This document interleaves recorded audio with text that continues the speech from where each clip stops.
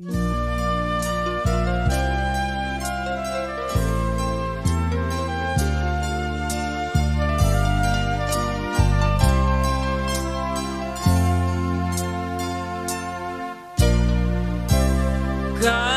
setiamu yang ku rasakan lebih tinggi dari langit biru.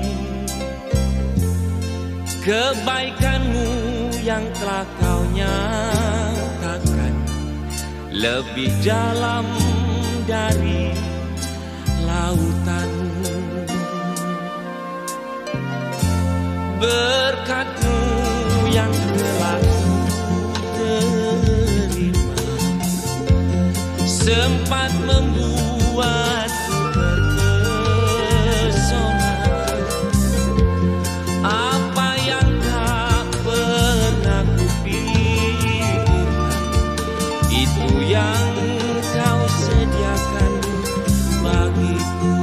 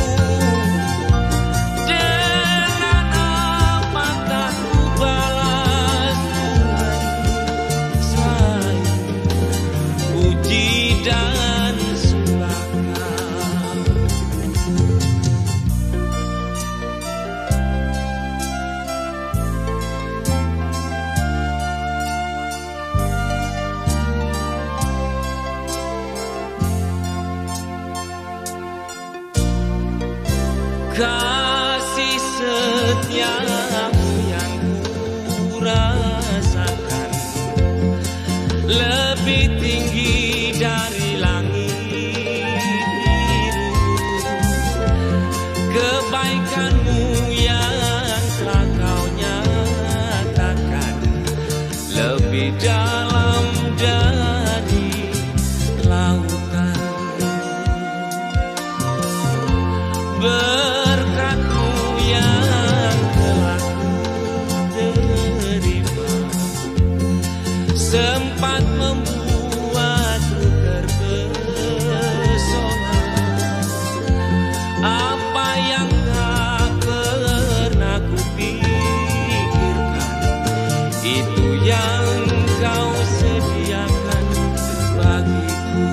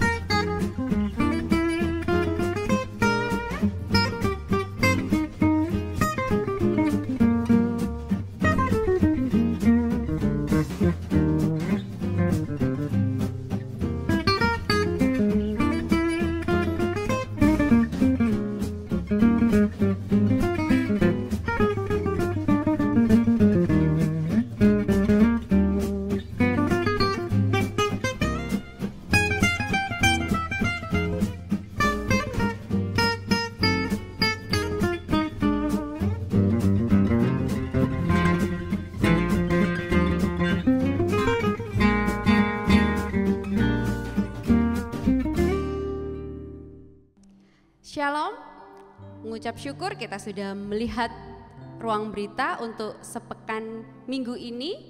Kita saat ini datang kepada Tuhan, kita bersama-sama masuk dalam hadirat Tuhan. Adalah baik untuk menyanyikan syukur kepada Tuhan dan untuk menyanyikan mazmur bagi nama-Mu yang maha tinggi, untuk memberitakan kasih setiamu di waktu pagi dan kesetiaanmu di waktu malam, dengan bunyi-bunyian 10 tali dan dengan gambus, dengan rincingan kecapi. Sebab telah Kau buat aku bersukacita, ya Tuhan, dengan pekerjaanmu.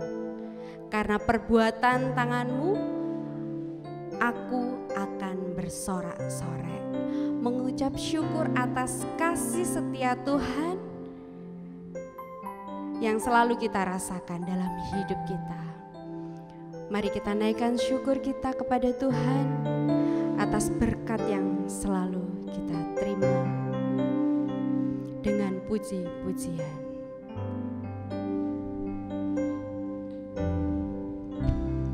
Kasih setiamu yang kurasakan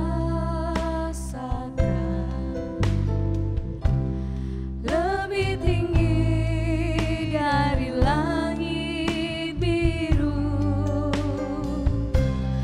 kebaikanmu yang tak kau nyatakan lebih dalam dari lautan.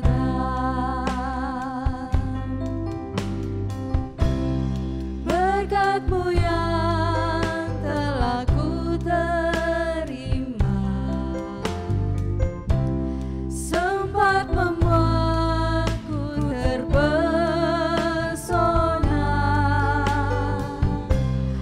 Apa yang tak pernah ku pikirkan, itu yang Kau sediakan bagiku.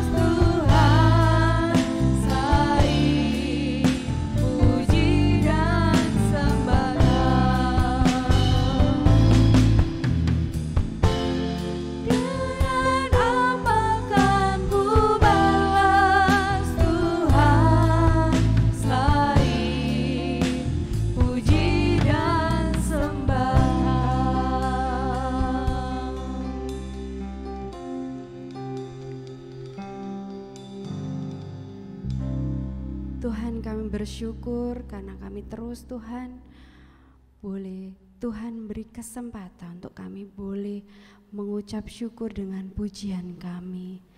Saat ini kami boleh Tuhan untuk kembali datang kepadamu Tuhan melalui bakti kami pada saat ini Tuhan. Biarlah Tuhan Kau terus Tuhan berkati, layakkan kami untuk memuji menyembah-Mu.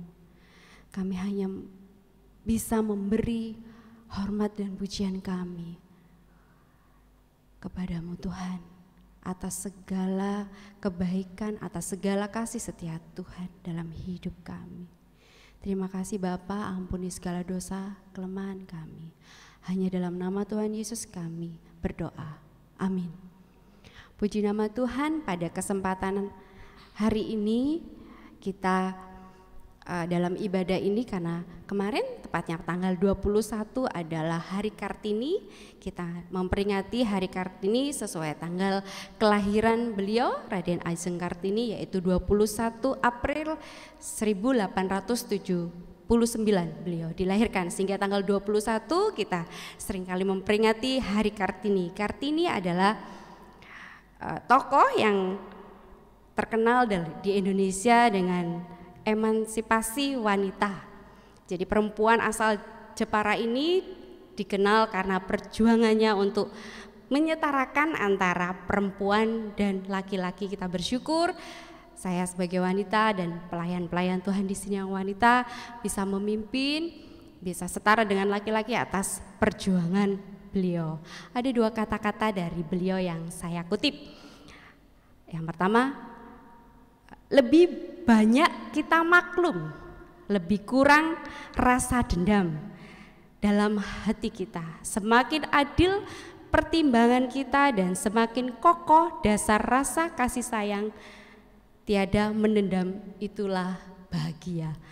Beliau mengungkapkan kata-kata seperti itu. Dan ada satu lagi berhubung dengan kebahagiaan ini, tidak ada sesuatu yang lebih menyenangkan selain menimbulkan senyum di wajah orang lain, terutama wajah yang kita cintai. Semua dari Raden Ajeng Kartini.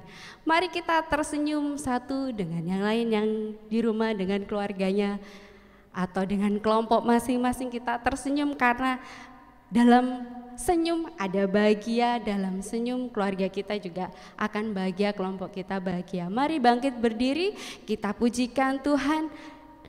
Hai Kristen pujilah, kita angkat suara, kita nyanyi, bersorak, memuliakan nama Tuhan.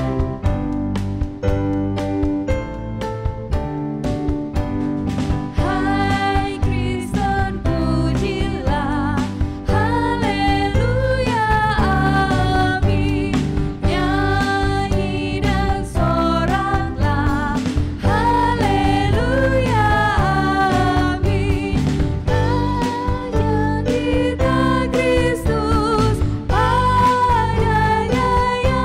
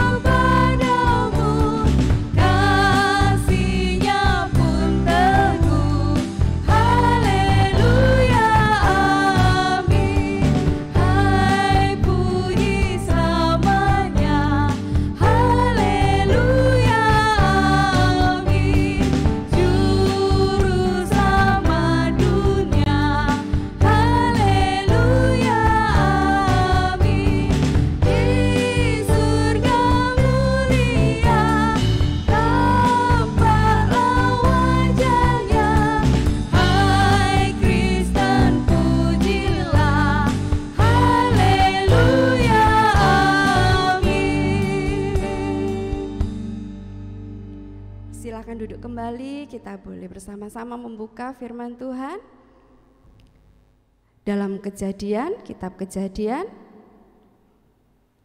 pasal 32 ayat 9 sampai ke 16. Kejadian pasal 32 ayat 9 sampai ke 16. Kemudian kita persiapkan juga Kejadian pasal 33 ayat 1 sampai 4. Kita akan membaca silih berganti, saya ayat ganjil, jemaat bisa ayat genap. Kemudian berkatalah Yakub, "Ya Allah nenekku Abraham dan Allah ayahku Ishak, ya Tuhan yang telah berfirman kepadaku, pulanglah ke negerimu serta kepada sanak saudaramu, dan aku akan berbuat baik padamu." Sekali-kali aku tidak layak untuk menerima segala kasih dan kesetiaan yang Engkau tunjukkan kepada hamba-Mu ini, sebab aku membawa hanya tongkatku ini waktu aku menyeberangi sungai Yordan ini, tetapi sekarang telah menjadi 2 pasukan. Lepaskanlah kiranya aku dari tangan kakakku, dari tangan Esau, sebab aku takut kepadanya. Jangan-jangan ia datang membunuh aku, juga ibu-ibu dengan anak-anaknya. Bukankah Engkau telah berfirman, tentu aku akan berbuat baik kepadamu dan menjadikan keturunanmu seperti pasir di laut yang karena banyaknya tidak dapat dihitung. Lalu bermalamlah ia di sana pada malam itu. Kemudian diambilnyalah dari apa yang ada padanya suatu persembahan untuk Esau kakaknya, yaitu 200 kambing betina dan 20 kambing jantan, 200 domba betina dan 20 domba jantan, 30 untai yang sedang menyusui beserta anak-anaknya, 40 lembu betina dan 10 lembu jantan, 20 keledai betina dan 10 keledai jantan. Diserahkannyalah semuanya itu kepada budak-budaknya untuk dijaga, tiap-tiap kumpulan tersendiri, dan ia berkata kepada mereka, berjalanlah kamu lebih dahulu dan jagalah supaya ada jarak antara kumpulan yang satu dengan kumpulan yang lain. Kemudian kita membuka kitab Kejadian pasal 33 ayat 1 sampai 4.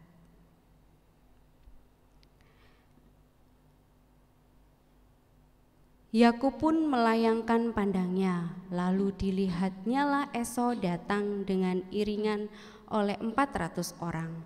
Maka diserahkannyalah sebagian dari anak-anak itu kepada Lea dan sebagian kepada Rahel serta kepada kedua budak perempuan itu. Ia menempatkan budak-budak perempuan itu beserta anak-anak mereka di muka, Lea beserta anak-anaknya di belakang mereka, dan Rahel beserta Yusuf di belakang sekali. Dan ia sendiri berjalan di depan mereka, dan ia sujud sampai ke tanah 7 kali, hingga ia sampai ke dekat kakaknya itu. Tetapi Esau berlari mendapatkan dia, didekapnya dia, dipeluk lehernya dan diciumnya dia, lalu bertangis-tangislah mereka. Ya, firman Tuhan pada hari ini berjudul Keluarga sebagai Rumah Pemulihan. Tuhan adalah baik bagi orang yang berharap kepadanya, bagi jiwa yang mencari Dia, adalah baik menanti dengan diam pertolongan Tuhan. Mari kita terus pandang Tuhan. Firman Tuhan pada saat ini biarlah mengubah apa yang tidak baik menjadi baik. Karena bukan dengan kekuatan kita, melainkan dengan kekuatan dan campur tangan hidup kita dapat menjadi lebih baik.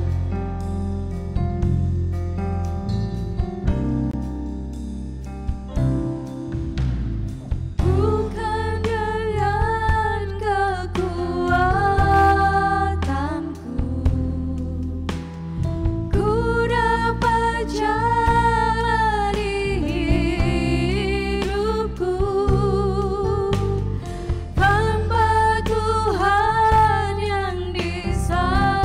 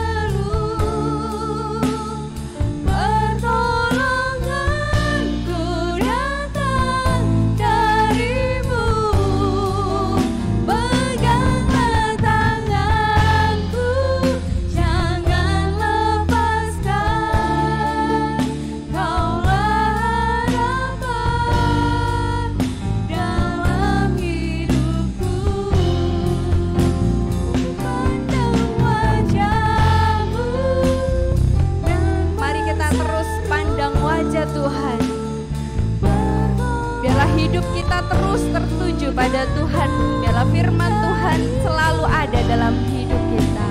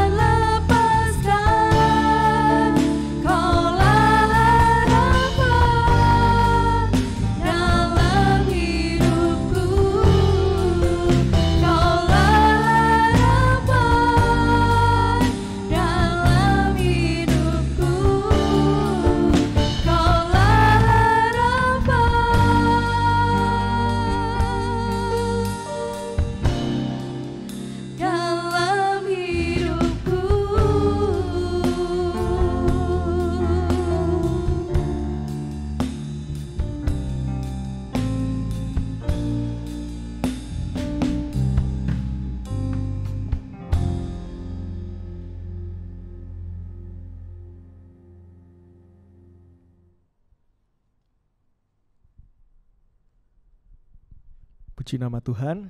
Shalom Bapak Ibu, Saudara yang dikasihi oleh Tuhan. Selamat pagi. Bersyukur pagi hari ini kita bisa kembali bersama-sama beribadah. Meskipun belum bisa beribadah secara onsite di gereja, tapi saya yakin dan percaya Bapak Ibu Saudara beribadah di tempat masing-masing bersama dengan keluarga, tetap dengan kekusyukan dan hormat kepada Allah kita. Sebelum kita belajar kebenaran firman Tuhan, mari kita akan berdoa bersama-sama. Bapa kami yang bertata di dalam kerajaan surga, kami sungguh bersyukur atas setiap berkat penyertaan kasih Tuhan yang Tuhan terus nyatakan atas kehidupan kami. Dan teristimewa hari ini kami bersyukur saat ini kami memiliki kesempatan untuk kami belajar apa yang menjadi kebenaran firman Tuhan, apa yang menjadi kemauan Tuhan untuk kami kerjakan dalam kehidupan kami. Tuhan pimpin hamba-Mu yang akan menyampaikan dan juga setiap jemaat Tuhan yang akan mendengarkan, kiranya Tuhan mengurapi kami, memampukan kami untuk kami boleh mengerti dan memahami apa yang menjadi kehendak Tuhan dalam kehidupan kami. Terpujilah nama-Mu, di dalam nama Tuhan kami Yesus Kristus kami telah berdoa. Amin. Bapak Ibu Saudara yang dikasihi oleh Tuhan, senang sekali kita bisa kembali belajar kebenaran firman Tuhan pada pagi hari ini di tengah ibadah kita, dan masih membahas di tema yang sama, yaitu berbicara tentang keluarga di gereja kita. Baik 1 bulan atau mungkin 3 bulan yang akan datang kita akan terus membahas tema besar ini, yaitu tentang keluarga. Kalau minggu lalu kita belajar bagaimana Allah menghendaki keluarga yang utuh yang sudah disampaikan oleh Pendeta Dwi, hari ini kita belajar bagaimana peran keluarga sebagai rumah pemulihan. Bapak Ibu, berbicara tentang keluarga, tentang rumah, di dalam bahasa Inggris itu ada 2 kata, yaitu house dan home. Betul ya, Bapak Ibu Saudara, ada yang pernah belajar bahasa Inggris tidak asing dengan kata house dan home. Dua-duanya memiliki satu makna atau arti yang sama, yaitu secara literal, yaitu rumah. Tetapi ketahuilah Bapak Ibu Saudara, seberapa banyak kita tahu ternyata ada perbedaan antara house dan home. Dan di tengah perbedaan itu juga ada persamaannya Bapak Ibu Saudara. Kalau perbedaannya berbicara tentang house, itu adalah berbicara tentang bangunannya, berbicara tentang rumah, fisiknya, ya temboknya, ya lantainya ada berapa, ada pagernya. Tetapi kalau berbicara tentang home, itu adalah berbicara tentang hubungan keluarga di dalamnya. Ya, antara relasi orang tua dengan anak, antara kakak dengan adik, atau lain sebagainya. Jadi berbicara tentang hubungan atau relasi yang ada di dalam keluarga itu. Nah, tetapi di tengah perbedaan yang ada Bapak Ibu Saudara, ternyata house dan home ini juga memiliki persamaan. Kalau house sebagai bangunan, rumah fisik itu bisa rusak, home juga ternyata bisa rusak Bapak Ibu Saudara. Nah, kalau house sebagai bangunan itu bisa rusak seperti mungkin Bapak Ibu Saudara sudah lelah merenovasi rumah Bapak Ibu Saudara, mungkin mengecat ulang atau mungkin menambal sana dan sini. Ternyata home sebagai relasi di dalam keluarga itu juga bisa rusak Bapak Ibu Saudara. Rusak dengan berbagai hal, mungkin dengan adanya diskriminasi yang dilakukan oleh orang tua, atau mungkin egois, kemauan atau kehendak diri sendiri yang sangat menonjol di dalam keluarga. Itu semuanya bisa merusak apa yang menjadi relasi di dalam keluarga kita. Bapak Ibu Saudara yang dikasihi oleh Tuhan, kebenaran firman Tuhan hari ini yang tadi sudah kita baca bersama di dalam Kejadian pasal 32 dan ada juga di pasal 33, itu merupakan sebuah gambaran sebenarnya satu keluarga dalam perjanjian lama, yaitu keluarga Bapak Ishak, di mana mempunyai istri Ribka dan kedua anaknya Esau dan Yakub. Tentu kita sudah mengingat hal ini, seringkali kita sudah membahas hal ini di dalam kelas sekolah minggu. Tetapi Bapak Ibu Saudara, saya ingin mengajak melihat bahwa di dalam keluarga ini juga terdapat konflik-konflik yang bisa menimbulkan perpecahan. Secara singkat saya menuliskan di sana terjadi diskriminasi kepada anak. Seperti yang kita tahu, Ishak lebih sayang kepada anaknya yang laki-laki, yaitu Esau. Kemudian Ribka istrinya lebih sayang kepada si anak bungsunya, yaitu Yakub. Di sana sudah terjadi diskriminasi, perbedaan. Kemudian setelah itu ada upaya kebohongan di pasal 27 ayat 15. Bagaimana Ribka mengambil pakaian yang indah punyanya Esau untuk dikenakan kepada Yakub, supaya Yakub bisa membohongi ayahnya sehingga dia mendapatkan berkat kesulungan. Oleh karena faktor yang pertama, diskriminasi atau lebih sayang kepada salah satu anak, akhirnya Ribka mengupayakan kebohongan supaya anak yang disayanginya ini mendapatkan berkat Bapak Ibu Saudara. Itu konflik yang kedua. Kemudian setelah itu lanjut, ternyata muncul dendam di dalamnya karena Esau merasa dibohongi oleh Yakub dua kali ya. Yang pertama tentang sup kacang merah dan kemudian yang kedua berbicara tentang berkat kesulungan. Esau menaruh dendam dan ingin membunuh Yakub. Dikatakan pada Kejadian pasal 27 ayat 41, Esau menaruh dendam kepada Yakub, hari-hari berkabung karena kematian ayahku itu tidak akan lama lagi. Pada waktu itulah Yakub adikku akan kubunuh. Luar biasa. Saking dendamnya, saking bencinya, Esau ingin membunuh Yakub. Konflik yang ketiga. Konflik yang keempat, Bapak Ibu Saudara, lari dari masalah. Ketika Yakub mendengar bahwa kakaknya ingin membunuhnya, Yakub lari dan tidak mau menyelesaikan masalah. Bapak Ibu berbicara tentang home sebagai relasi keluarga satu dengan yang lainnya, itu juga sangat berpotensi dengan konflik atau kerusakan. Dan mungkin peristiwa atau konflik keluarga yang dialami oleh Ishak dan Ribka ini, keluarga Ishak ini, itu juga berpotensi terjadi di dalam keluarga kita, Bapak Ibu Saudara. Dan hari ini kita tidak akan membahas tentang konflik itu, tetapi kita akan berbicara tentang bagaimana saya dan saudara ketika menyadari konflik itu ada di dalam kehidupan keluarga kita bisa menyelesaikannya. Bapak Ibu, singkat cerita saya ingin membahas sebelum masuk ke nats yang sudah kita baca tadi. Kemudian Yakub itu lari kepada pamannya di Laban, dan paman Laban namanya ya, dan kemudian dia tinggal di sana selama 20 tahun dan dia mendapatkan firman dari Allah supaya dia pulang kembali ke negerinya. Di pasal 31 ayat 3, lalu berfirmanlah Tuhan kepada Yakub, pulanglah ke negeri nenek moyangmu dan kepada kaummu, dan aku akan menyertai engkau. Yakub mendapatkan firman Allah untuk pulang kembali ke negara asalnya, dan itu tandanya dia akan bertemu dengan Esau, kakaknya yang ditakutinya, yang akan membunuh dia. Makanya dikatakan di selanjutnya Yakub itu sangat takut dan mengatur beberapa strategi di sana. Nah, ini konteksnya Bapak Ibu Saudara. Di tengah ketakutan Yakub kembali ke rumahnya. Kemudian inilah yang bisa kita teladani. Contoh yang diberikan Yakub inilah yang bisa kita teladani untuk kita bisa menyelesaikan konflik atau hubungan yang rusak antara saya dengan mungkin orang tua, saudara dengan orang tua saudara, kakak adik dan lain sebagainya. Bapak Ibu Saudara, apa yang dilakukan Yakub? Mari kita akan lihat bersama. Cara Yakub untuk menyelesaikan konflik. Yang pertama dikatakan di ayat yang ke-9 Bapak Ibu Saudara. Saya menuliskan di sana doakanlah. Kenapa saya bisa menuliskan doakanlah? Karena Yakub di pasal ke-32 ayat yang ke-9 dia mengatakan demikian.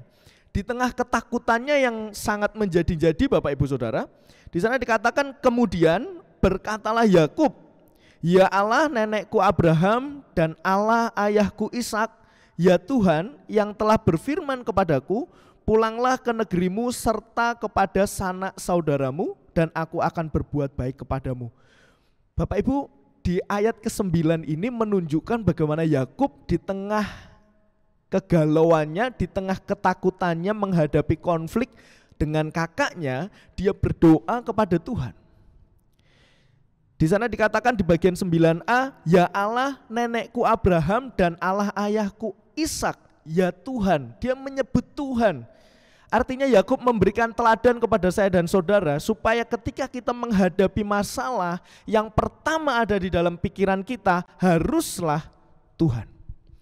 Nah, pertanyaannya seberapa banyak di antara kita yang ketika kita menghadapi masalah, yang ketika kita menghadapi relasi yang tidak baik, tujuan utama kita bukan ke Tuhan tetapi ke orang-orang lain atau ke hal-hal yang lainnya. Bapak Ibu Saudara, ini tentu menjadi perenungan untuk kita semuanya. Yakub memberi teladan supaya kita datang pertama kali kepada Tuhan. Karena kita tahu Tuhanlah yang mempunyai kuasa untuk menyelesaikan setiap konflik yang kita alami. Kemudian di 9b dikatakan di sana, ya Tuhan yang telah berfirman kepadaku, pulanglah ke negerimu serta kepada sanak saudaramu dan aku akan berbuat baik kepadamu. Bapak Ibu, di dalam doa Yakub ini juga sangat dalam sekali bagaimana dia mengutarakan kehendak Tuhan.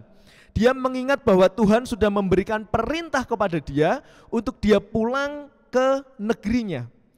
Itulah yang menjadi dasar Yakub sehingga dia sangat kuat sekali bisa mau pulang kepada Esau atau pulang ke rumahnya karena dia mendasari keinginannya atas kehendak Tuhan. Itu relevan dengan ayat yang sudah kita baca tadi di dalam Kejadian 31 ayat 3, bagaimana dia menerima firman Allah itu ada di dalam dirinya. Sehingga ketika dia takut berdoa, dia kembali mengingat apa yang Tuhan kehendaki dalam kehidupannya. Kemudian di dalam doa Yakub kita juga bisa belajar yang ketiga, yaitu dia mengingat penyertaan Tuhan yang telah dia alami sepanjang hidupnya Bapak Ibu Saudara. Di ayat yang ke-10 dikatakan, sekali-kali aku tidak layak untuk menerima segala kasih dan kesetiaan yang engkau tunjukkan kepada hambamu ini. Sebab aku membawa hanya tongkatku ini waktu aku menyeberangi sungai Yordan ini, tetapi sekarang telah menjadi 2 pasukan. Bapak Ibu, di tengah kegalauan dan ketakutan Yakub, dia mengingat bagaimana Tuhan menyertai kehidupan dirinya. Dia mengingat bagaimana ketika dia menyeberangi sungai Yordan hanya dengan mengandalkan tongkatnya, dan kemudian dia sekarang saat ini dia sudah memiliki 2 pasukan. Artinya Allah yang dia sembah adalah Allah yang menyertai dia dalam beberapa pengalaman kehidupannya. Dan itulah yang menjadi dasar supaya dia dikuatkan, supaya dia tetap mengingat hal itu, sehingga dia tetap mau untuk pulang ke rumahnya, walaupun resikonya sangat besar. Bapak Ibu Saudara, pertanyaannya kepada saya dan saudara adalah, seberapa sering kita mengingat penyertaan Tuhan? Atau malah kehidupan kita seringkali dikuasai oleh ketakutan, oleh kekhawatiran, sehingga kita lupa bahwa Allah yang saya dan saudara sembah, Tuhan kita Yesus Kristus, sudah sering sekali memberikan penyertaan-penyertaan itu dalam kehidupan saya dan saudara. Kemudian yang keempat Bapak Ibu Saudara, yang keempat kita bisa menemukan di ayat yang ke-11 dikatakan di sana, Yakub mengutarakan perasaannya, apa yang dirasakan dengan sangat jujur Bapak Ibu Saudara. Di ayat 11 dikatakan, lepaskanlah kiranya aku dari tangan kakakku, dari tangan Esau, sebab aku takut kepadanya. Jangan-jangan ia datang membunuh aku, juga ibu-ibu dengan anak-anaknya. Bapak Ibu, ini salah satu juga yang bisa kita teladani dari doa Yakub. Seringkali saya dan saudara tidak mau jujur di hadapan Tuhan. Seringkali saya dan saudara menyembunyikan apa yang kita rasakan di hadapan Tuhan. Padahal seperti yang kita tahu, sebelum kita mengutarakan, Tuhan terlebih mengerti apa yang kita rasakan. Bapak Ibu, Yakub tidak malu dan Yakub tidak menutup-nutupi apa yang sedang dirasakan. Yakub mengutarakan, lepaskanlah aku dari kakakku yang berusaha ingin membunuh aku. Dia mengatakan pergumulannya yang sangat berat itu kepada Tuhan. Dia mencurahkan hatinya kepada Tuhan. Ini menjadi pembelajaran dan sekaligus pertanyaan untuk saya dan saudara. Seberapa kita terbuka dengan Allah kita atau kita sengaja menutup-nutupi apa yang kita rasakan. Tapi ketahuilah Bapak Ibu Saudara bahwa Tuhan yang saya dan saudara sembah adalah Tuhan yang terlebih tahu, terlebih mengerti tanpa kita mengucapkan sekalipun. Dia sudah mengerti kehidupan saya dan saudara.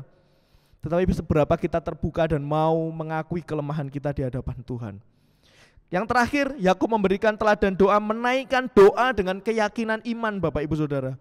Di ayat yang ke-12 dikatakan, bukankah engkau telah berfirman, tentu aku akan berbuat baik kepadamu dan menjadikan keturunanmu sebagai pasir di laut yang karena banyaknya tidak dapat dihitung. Bapak Ibu Saudara, Yakub mengingat janji yang diberikan oleh Allah kepada nenek moyangnya, kepada Abraham, Ishak, dan yang tentunya berlaku untuk kehidupannya di dalam kehidupan Yakub, yaitu Tuhan berjanji untuk memelihara keturunannya, bahkan menjadikan banyak seperti pasir di laut. Janji itulah yang akhirnya kembali menguatkan Yakub untuk dia bisa melakukan apa yang menjadi kehendak Tuhan. Saudara, ini begitu luar biasa. Doa Yakub ini sangat dalam sekali dan bisa menjadikan teladan untuk kita sekalian. Bagaimana ketika dia berdoa, dia memohon kepada Allah, dia menjadikan kehendak Allah itu menjadi dasar, mengingat penyertaan Tuhan, mengutarakan pergumulan secara jujur dan menaikkan doa dengan keyakinan iman. Bapak Ibu Saudara, inilah yang menjadi dasar doa kita. Doa kita adalah, berdoa adalah menyetarakan diri kita dengan tujuan Allah. Berdoa adalah menyetarakan apa yang menjadi kehendak kita dengan kehendaknya Allah, dengan tujuannya Allah. Tapi seberapa banyak di antara kita yang sering kali menuntut Allah melakukan apa yang kita mau dalam kehidupan kita. Seberapa sering di antara saya dan saudara yang meminta Allah menyesuaikan diri kita. Meminta Allah melakukan apa yang kita mau, karena kita merasa kita sudah bisa. Dan kita memohon Allah supaya melakukan apa yang kita mau lakukan. Bapak Ibu Saudara yang sering kali melakukan hal ini, kita bisa belajar dan mari kita berubah, bahwa sejatinya doa itu berbicara tentang kita yang menyesuaikan Allah, kita yang menyesuaikan kehendaknya dan keinginannya Allah, karena Allah yang terlebih tahu rencana yang baik, rencana yang luar biasa dalam kehidupan kita. Jangan lagi kita mengatakan apa yang menjadi mauku, apa yang menjadi kehendakku, aku, dan memaksa Tuhan untuk melakukan apa yang kita inginkan. Tetapi mulailah kita berpikir apa yang Tuhan inginkan sebenarnya, apa yang menjadi kehendak Tuhan dalam kehidupan kita. Kalau itu ditarik dalam konflik keluarga kita, relasi hubungan kita bersama dengan keluarga. Kalau kita sudah menyadari ada konflik dalam keluarga kita, Tuhan ingin kita menyelesaikannya. Makanya oleh sebab itu jangan lagi ada excuse atau pembelaan bahwa kenapa aku yang harus meminta maaf, kenapa aku yang harus menyelesaikan, kan dia yang salah. Seringkali kita masih mengutamakan apa yang menjadi hak-hak kita, apa yang menjadi kepunyaan kita, kehendak kita sendiri. Tetapi sejatinya itu tidak berkenan. Tuhan mengajarkan melalui Yakub supaya kita berdoa dan merendahkan diri kita, menyesuaikan diri kita dengan apa yang jadi kehendak Tuhan. Bapak Ibu Saudara, di poin yang kedua setelah berdoa, Yakub mempersiapkan, Bapak Ibu Saudara. Di sana dikatakan mempersiapkan persembahan kepada Esau melalui budaknya, itu terdapat di dalam pasal 32 ayat 13 sampai 21 ya Bapak Ibu Saudara. Yakub mempersiapkan beberapa langkah Bapak Ibu Saudara, mempersiapkan persembahan, mengatur jarak antara kelompoknya supaya ketika Esau datang itu tidak langsung bertemu dengannya, tetapi bertemu dengan kelompok-kelompok yang sudah disusun oleh Yakub dan memberikan persembahan supaya Esau ini luluh hatinya, Bapak Ibu Saudara. Nah, ini sebenarnya menjadi satu pergumulan. Ketika Yakub sudah berdoa, ternyata ada langkah-langkah yang diberikan oleh Yakub itu yang tidak sesuai dengan apa yang Tuhan mau.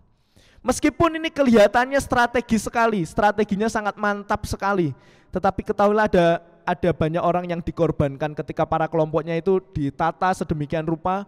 Dia mengatakan kalau Esau sudah membunuh orang yang di depan, masih ada layer berikutnya ya, masih ada kelompok berikutnya sampai dia yang ada di belakang. Bapak Ibu Saudara, ini menunjukkan bahwa Yakub adalah manusia biasa. Yakub adalah manusia yang penuh dengan keterbatasan. Meskipun dia sudah berdoa yang sangat luar biasa, Yakub juga masih berpotensi untuk mempersiapkan dengan buruk. Itu menunjukkan bahwa saya dan saudara juga terbatas, Bapak Ibu Saudara. Seberapa banyak di antara kita yang sudah berdoa sangat tekun tetapi kita masih hidup di dalam kekhawatiran kita. Masih hidup dikuasai oleh ketakutan-ketakutan kita. Nah, itulah yang seharusnya saya dan saudara rubah. Itulah yang seharusnya saya dan saudara perbaiki lagi. Bagaimana ketika kita sudah berdoa, sebenarnya langkah persiapan itu mematangkan kita untuk kita masuk ke dalam penyelesaian konflik. Bapak Ibu, harusnya dengan doa itu membuat kita semakin diteguhkan dan diyakinkan. Doa itu menghasilkan hikmat. Di dalam kitab Yakobus dikatakan, setiap engkau yang kekurangan hikmat, engkau bisa meminta kepada Allah. Karena doa itu yang seharusnya melahirkan hikmat yang membuat kita mengerti apa yang kita lakukan. Harusnya kita membangun hubungan positif dengan keluarga yang sedang konflik dengan kita. Seharusnya kita mencari tahu, oh karakternya seperti ini, kepribadiannya seperti ini, aku harus mengatakan dengan nada yang seperti ini. Saudara, itulah bentuk dari kita mempersiapkan diri dengan baik. Mencari waktu yang tepat untuk berbicara. Itu salah satu langkah persiapan kita supaya nanti ketika kita melakukan semuanya juga bisa berjalan dengan baik. Kita bisa belajar di poin kedua, meskipun Yakub tidak memberikan teladan yang sempurna, tetapi kita bisa belajar bahwa Allah lah yang memberikan otoritas atas kehidupan kita. Allah lah yang mengcover kita di tengah keterbatasan kita. Seharusnya kita mempersiapkan dengan baik. Dan di poin yang ketiga, ini yang bisa kita pelajari bahwa Yakub melakukan penyelesaian konflik itu dengan sangat gentleman, Bapak Ibu Saudara. Di sana dikatakan dia sendiri berjalan di depan mereka dan ia sujud sampai ke tanah 7 kali hingga ia sampai ke dekat kakaknya itu, di Kejadian 33 ayat yang ketiga. Bapak Ibu, rencana atau strategi yang dilakukan Daud itu ternyata tidak dilakukan di pasal yang ke-33 ayat yang ketiga. Dia mengatakan dan ia sendiri berjalan di depan mereka dan ia sujud sampai ke tanah 7 kali hingga ia sampai ke dekat kakaknya itu. Luar biasa Bapak Ibu Saudara. Inilah yang saya katakan bahwa doa yang sudah dinaikkan kepada Allah, Allah lah yang memberikan satu masukan, satu teguran, satu dorongan supaya kita melakukan apa yang benar di hadapan Tuhan. Berjalan di depan mereka itu menunjukkan satu keberanian teguh. Ketika kita menyelesaikan masalah, kita harus berani menghadapi masalah itu. Jangan malah lari. Dengan keberanian itulah itu menunjukkan kita siap menghadapi setiap resiko yang ada. Yakub menghadapi hal itu. Dia berjalan di depan mereka menunjukkan keberanian teguh yang ditunjukkan oleh Yakub. Kemudian sujud sampai ke tanah itu menunjukkan sebuah kerendahan hati yang ditunjukkan Yakub, memberikan teladan untuk kita semuanya. Dan di sana dikatakan sampai ke tanah 7 kali. Kalau kita belajar tradisi pada waktu itu yang berkembang di masyarakat Yahudi, 7 kali itu merupakan simbol kesempurnaan yang berhubungan dengan Allah. Bapak Ibu Saudara, inilah memberikan satu cuplikan bahwa Allah itu berotoritas atas kehidupan manusia. Yakub sujud sampai 7 kali menunjukkan simbol kesempurnaan pada waktu itu yang erat kaitannya dengan Allah. Dan saya yakin itu adalah intervensi Allah untuk menyelesaikan konflik di keluarga ini, sehingga di ayat yang berikutnya Esau dan Yakub itu dipulihkan. Esau dan Yakub mengalami satu restorasi, dipulihkan satu dengan yang lainnya. Bahkan Esau memeluk, mereka bertangis-tangisan. Mungkin di slide berikutnya di bagian terakhir. Itu menunjukkan tetapi Esau berlari mendapatkan dia, didekapnya dia, dipeluk lehernya dan diciumnya dia. Lalu bertangis-tangisanlah mereka di Kejadian 33 ayat yang keempat.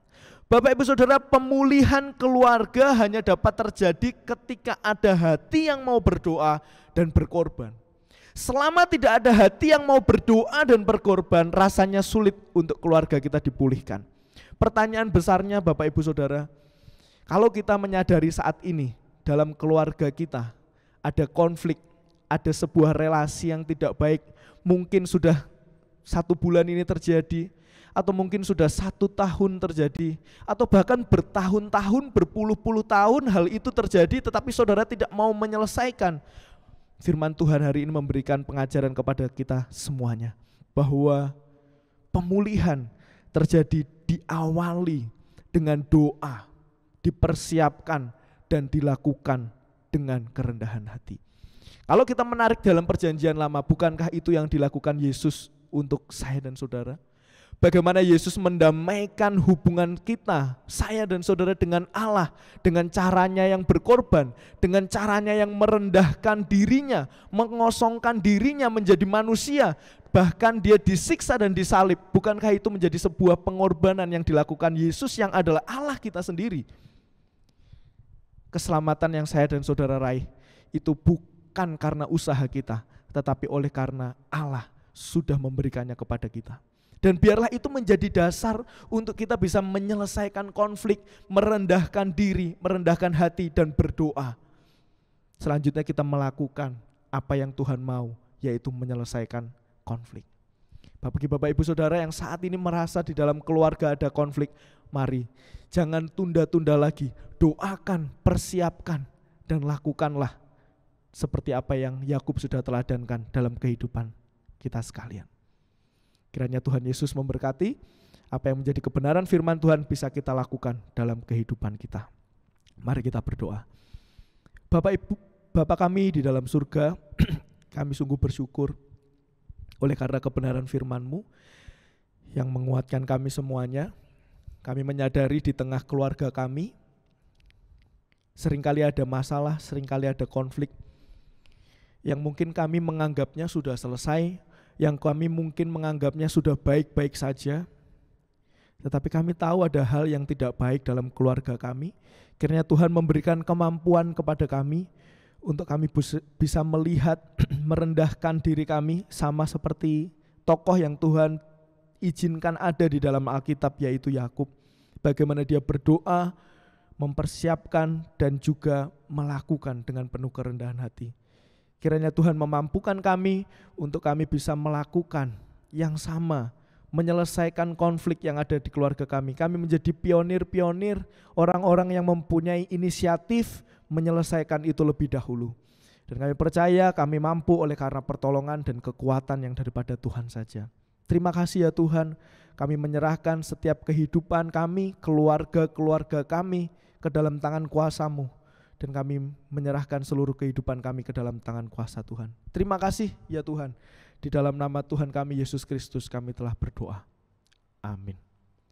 Tuhan Yesus memberkati kita sekalian.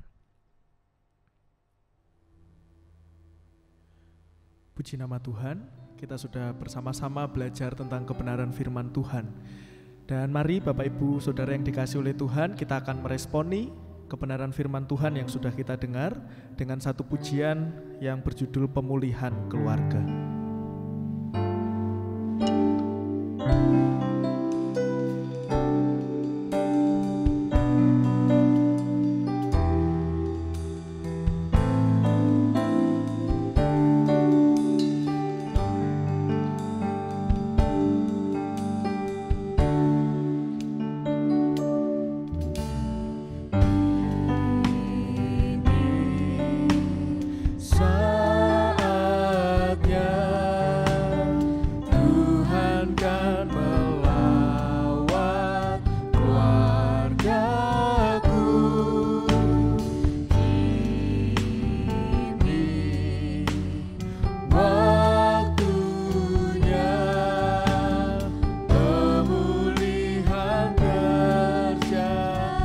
Sekali lagi, ini saatnya Tuhan kan melawan.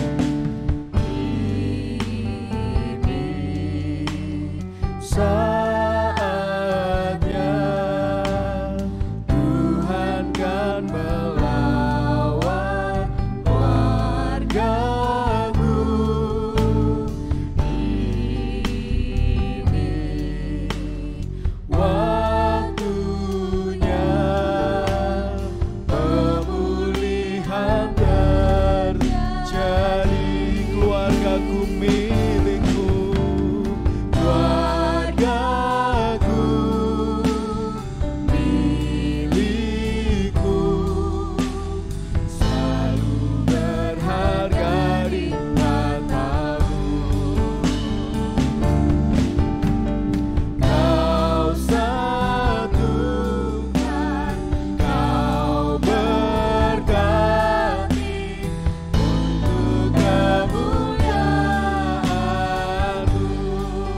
sekali lagi kita pujikan pujian ini. Ini saatnya Tuhan kan melawat keluarga.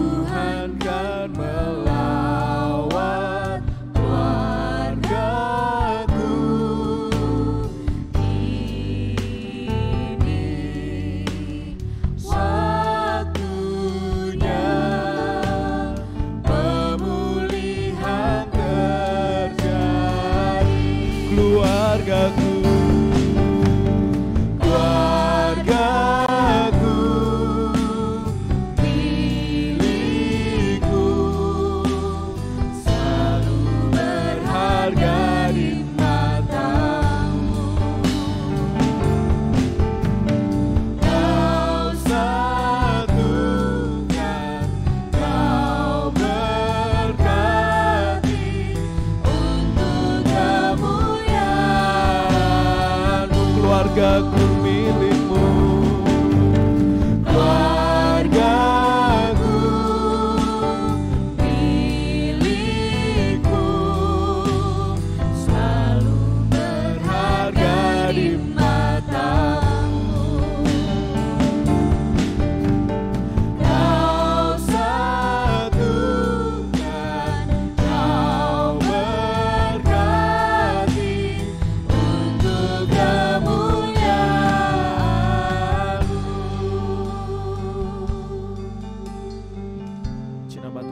kami serahkan kepada Pendeta Dwi Hari.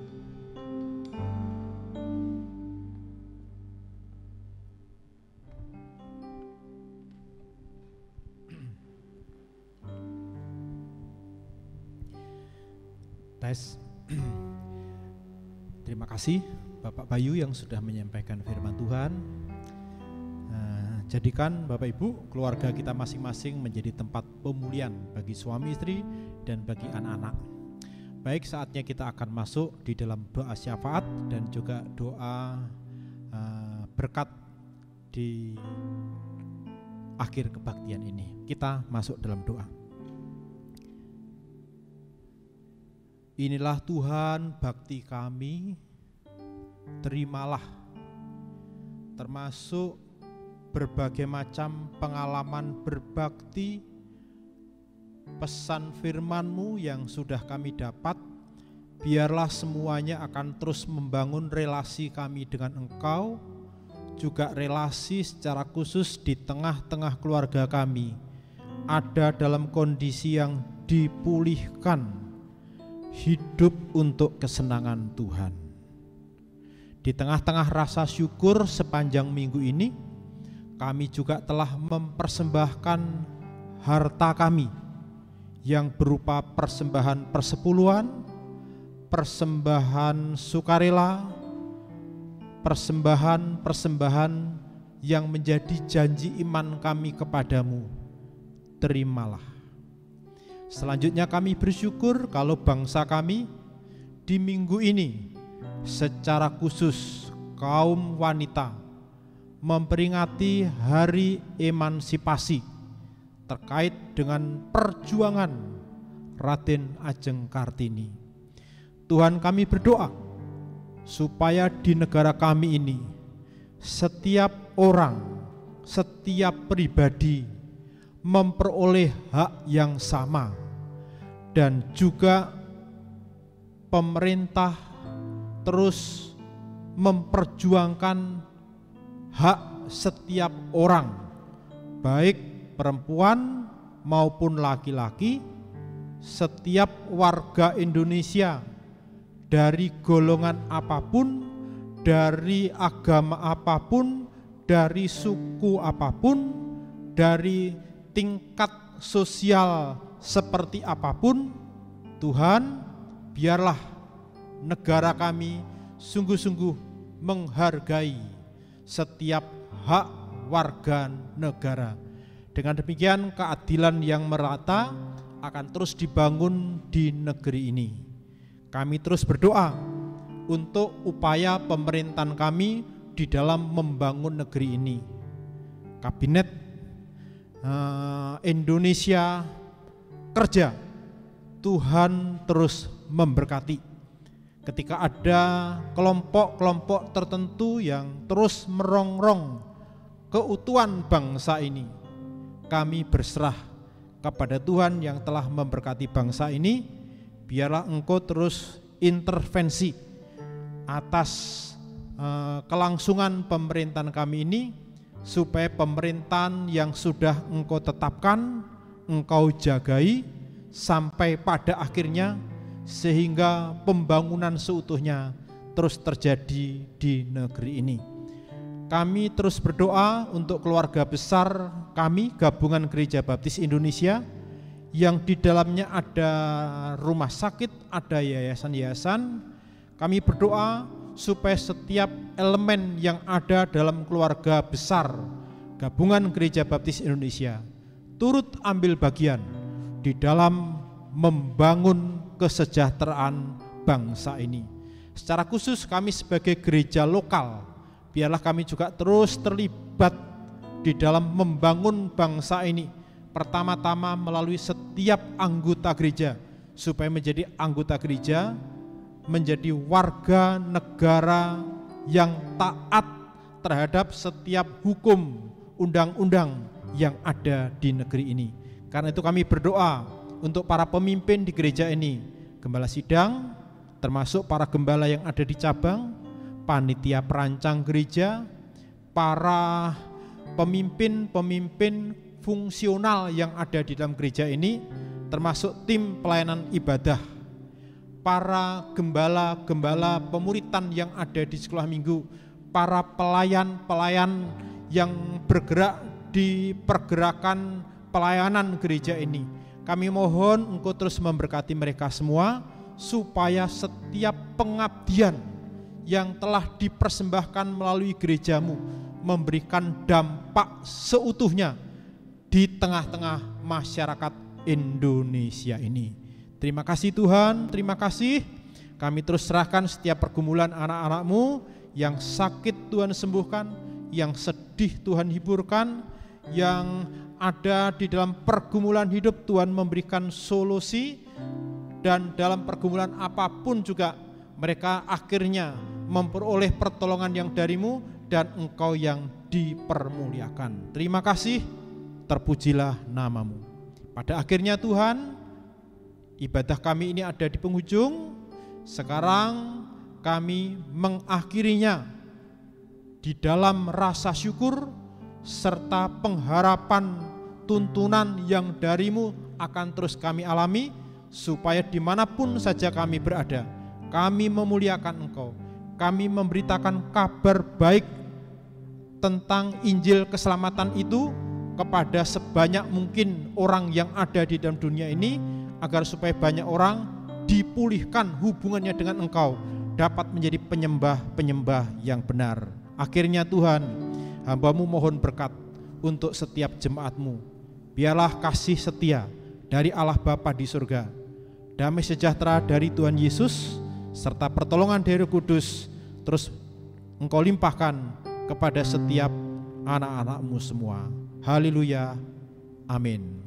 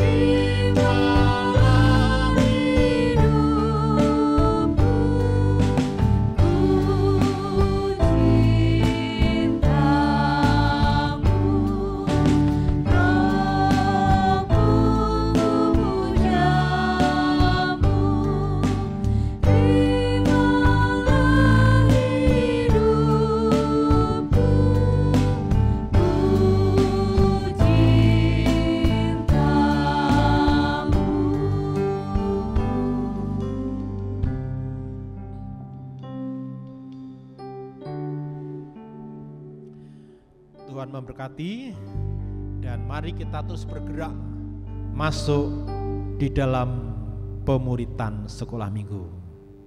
Tuhan berkati Bapak Ibu semuanya. Agar jemaat mengalami pertumbuhan pengabdian secara utuh, kami mengajak jemaat sekalian untuk mengikuti setiap pergerakan gereja, yang diantaranya penyembahan atau kebaktian, pemuritan sekolah minggu, dan pelayanan. Jadi agar kita menjadi sehat yang seimbang, diharapkan setiap jemaat setelah mengikuti kebaktian atau penyembahan agar masuk ke dalam pemuritan di sekolah minggu. Selamat bertumbuh dan menjadi pemenang.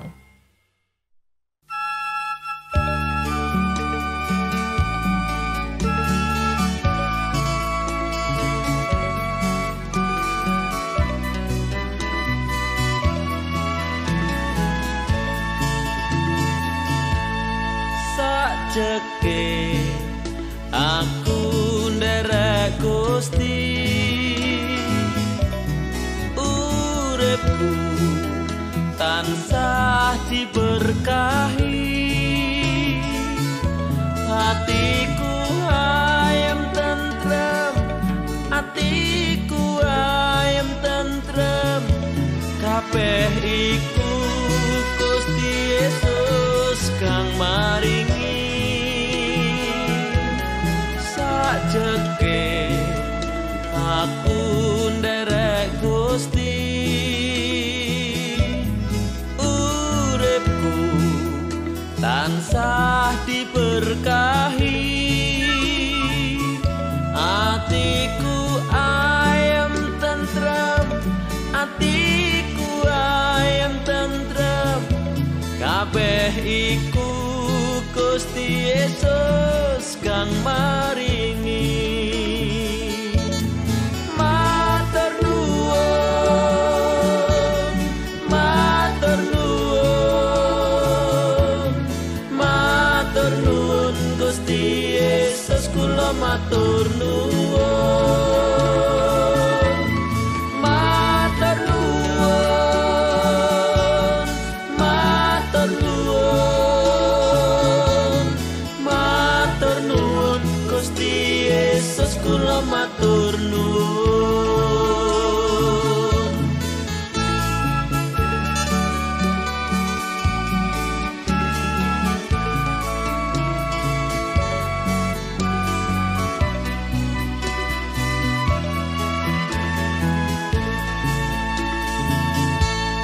Sajeke aku nderek Gusti, uripku tansah diberkahi, atiku ayem tentrem, atiku ayem tentrem, kabeh iku Gusti Yesus kang maringi. Sajeke aku nderek Gusti, uripku tansah diberkahi, atiku ayem tentrem, atiku ayem tentrem, kabeh iku Gusti Yesus kang maringi. Matur nuwun, matur nuwun, matur nuwun Gusti Yesus, kula matur nuwun. Matur nuwun, matur nuwun, matur nuwun Gusti Yesus, kula matur nuwun. Matur nuwun, matur nuwun, matur nuwun Gusti Yesus, kula matur nuwun. Matur nuwun, matur nuwun,